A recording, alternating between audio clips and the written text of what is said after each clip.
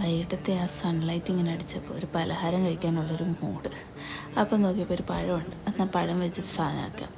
പഴമൊക്കെ കൂടെ അരിഞ്ഞിങ്ങനെ വെച്ചു. നെയ്യിലാണിത് ചെയ്യുന്നത്. 2 സ്പൂൺ നെയ്യിട്ട് കൊടുക്കുക. അതിലേക്ക് നമുക്ക് കശുവണ്ടി ഇട്ട് വറുത്തെടുക്കാം. ഇത് ഓപ്ഷണലാണ് കേട്ടോ. ഈ നെയ്യിലേക്ക് പഴവും കൂടെ അരിഞ്ഞ് ഞാൻ ഇട്ടു. നന്നായിട്ട് വാട്ടിയെടുക്കും. കുറച്ച് തേങ്ങ ഇട്ട് കൊടുക്കുന്നുണ്ട്. ഇതിലേക്ക് ശർക്കരയോ പഞ്ചസാരയോ എന്താണെന്ന് വെച്ചാൽ ഇടാം കേട്ടോ. ഞാൻ ഇച്ചിരി പഞ്ചസാര. ശരിക്കും നല്ല പഴുത്ത പഴമാണെങ്കിൽ പഞ്ചസാരയുടെ ഒന്നും ആവശ്യമില്ലെന്നേ. കുറച്ച് ഏലക്ക പൊടിച്ചത് കിട്ടും. ആ ഏലക്ക ഇട്ട് മിക്സ് ചെയ്ത് കഴിയുമ്പോൾ ഒരു സ്മെല്ല് വരും. എൻ്റെ പൊന്ന് സാറേ, പിന്നെ ചുറ്റുമുള്ള ഒന്നും കാണൂല.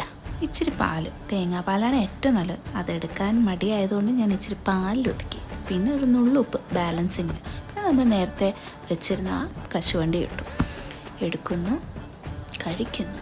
ഹാ, ഇതാ സ്വാദ്.